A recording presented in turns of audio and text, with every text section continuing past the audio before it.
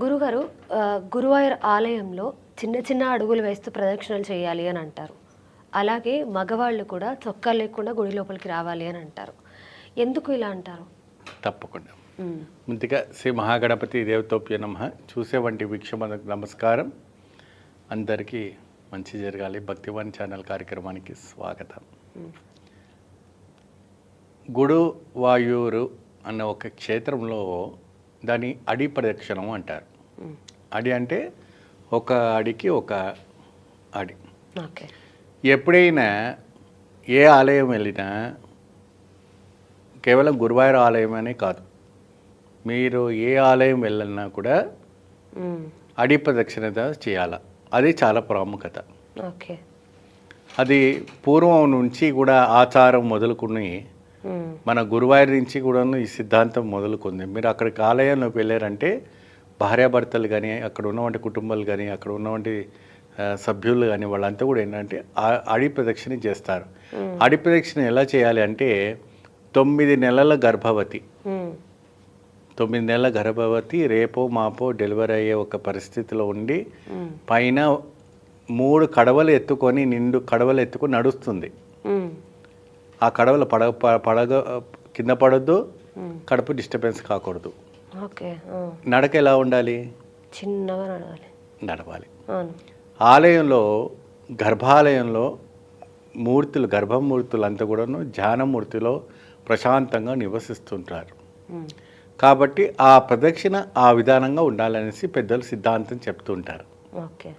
దాన్ని అడి ప్రదక్షిణ అంటారు.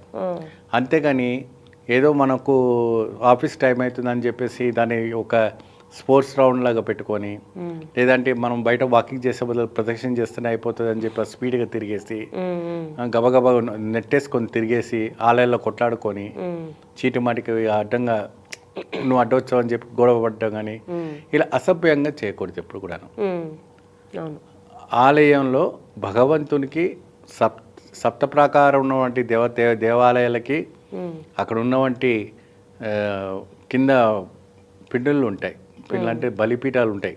ఇంకా గర్భాలయం చుట్టూ కూడాను, లేదంటే ప్రాకారం చుట్టూ అంతా కూడాను బలిపీఠాలు పెడతారు. మీరు చూస్తూ ఉంటారు. ఏ ఆలయం వెళ్ళినా రౌండ్గా గుండ్రంగా ఎత్తుగా ఉంటాయి. అది దేవతామూర్తిగా ఉంటుంది. దాంట్లో ఫస్ట్ పిండం గర్భాలయంలో నైవేద్యం కన్నా ముందు ఈ ఒక బలిపీఠానికి నైవేద్యం పెట్టిన తర్వాత గర్భాలయంలో పెడతారు. సో అదంతా కూడా క్షేత్రపాలకంగా ఉంటుంది కాబట్టి ముందుగా అది పెడుతుంటారు. సో అవిటికి కూడా డిస్టర్బెన్స్ అదేంటంటే ఇప్పుడు వీళ్ళు పెట్టేవంటి స్పీడ్లో దాన్ని కూడా తాటేసుకొని దాన్ని కూడా తనుకుంటూ బయలుదేరుతారు.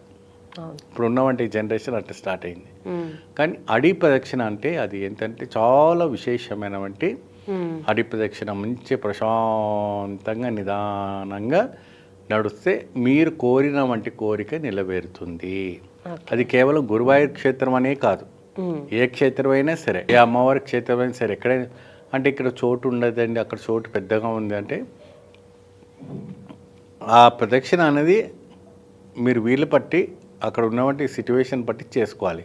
ఇప్పుడు జాతర అవుతున్న టైంలో మీరు అడి ప్రదక్షిణ చేసే వాళ్ళు చేయనిస్తారా? చేయనివ్వరు. నువ్వు నెట్టేస్తారు. ప్రశాంతంగా ఉన్నప్పుడు ఎటువంటి ఫెస్టివల్స్ లేనప్పుడు సమయంలో ప్రదక్షిణ చేస్తే చాలా చక్కని అభిప్రాయంగా ఉంటుంది. భగవంతుడికి ఆరాధన ఉంటుంది.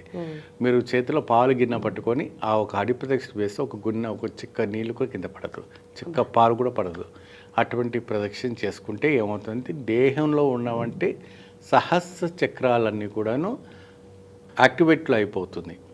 ఆ ఒక 3 ప్రదక్షిణ చేసే లోపల యాక్టివేట్ అయిపోతుంది ఆ మనిషి జీవితంలో.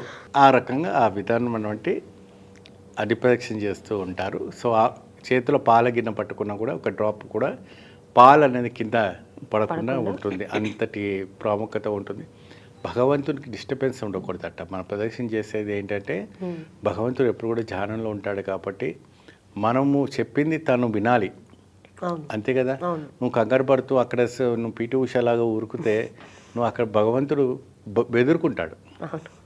ఆయన ఉన్న ధ్యానం కూడా కాస్త పోతుంది. నీకు అనుగుణం ఇక్కడ ఆగ్రహం వస్తుంది తప్ప. అంతే కదండి. నువ్వు పీటీ ఉషలాగా పరిగెత్తుకొని ఇతర జనాలను ఇబ్బంది పెట్టుకుంటూ మరి భగవంతుడు నేను 11 ప్రదక్షిణ చేశాను, 21 చేశాను, అది కూడా 5 నిమిషాలు చేసేసాను అంటాడు. గొప్పగా చెప్పుకుంటారు. ఇంకా 5 నిమిషాలు చేశాను, 21 చేశాను అంటాడు. అంత స్పీడ్గా అంత వేగంగా రావడం అవసరమా? అటువంటి ప్రదక్షిణలు పనికిరాదు, భగవంతుడు ఎత్తుకోడు.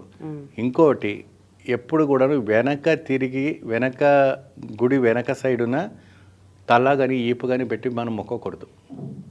ఆ భగవంతుని చాలామంది కూడా ఈపును మొక్కుతారు. వెనక బాగాన రాక్షసులకు, ముందు బాగాన మానవులకు పెట్టారు. వెనక బాగాన రాక్షస పిండం ఉంటుంది కాబట్టి రాక్షస గణాలన్నీ కూడా వెనక సైడ్ వస్తాయి. అది కేవలం ఏంటంటే ముందు భాగాన రాజగోపురంతోనే మన చక్కగా మన గర్భాలయంలో ఎదురుగా కనపడుతున్నప్పుడు ముందు నుంచే దర్శనం చేసుకోవాలి. కానీ వెనకాల గోడను పెట్టుకొని రాస్తుంటే ఏమొస్తుందమ్మా? ఏమి రాదు, ఏమి ప్రయోజనం లేదు. వెనక వైపున ప్రార్థన చేస్తే ఎటువంటి ప్రయోజనం లేదు, ఎటువంటి ఫలితం రాదు. అది కేవలం రాక్షసులకు మాత్రాన్ని వెనక వైపున రాక్షస పీఠం ఉంటుంది కాబట్టి, బలిపీఠం ఉంటుంది కాబట్టి ఆ వెనకాల మొక్కకూడదని ఇది చెప్తుంటారు. అందుకే మీరు ప్రదక్షిణ చేసిన సమయంలో కూడా అలా తిరుగు వచ్చిన తర్వాత అప్పుడు ప్రభుముఖంగా కూర్చొని బలిపీఠానికి ఎదురుగా గజస్తంభం ఉంటుంది, గజస్తంభానికి ముందునే ఉండవంటి ఏదైనా ఒక నంది కానీ, శ్రీకృష్ణుడికి మరి నెమలి కానీ ఇంకేదైనా ఉంటుంది కదమ్మా, అవన్నీ కూడా దాటుకొని ముందు మొక్కు ప్రార్థన చేసుకోవాలి. అప్పుడు చాలా విశేషమైన ఒక ఫలితం లభిస్తుంది. అంతేకాని వెనక వైపు వెళ్ళి ఈపుని ఆ గోడను బట్టి రాసుకొని ఉంటే ఎటువంటి ప్రయోజనం ఉండదు. వెనక నుంచి కూడా సాష్టాంగ నమస్కారం చేయకూడదు. తిరుమల తిరుపతిలో ఏం చేస్తారంటే వెనక వెళ్ళి నమస్కారం చేస్తారు. ముందు బాగానే ఉత్తర సైడ్ చేయాలి, ఆ బావి దగ్గరనే చేయాలి.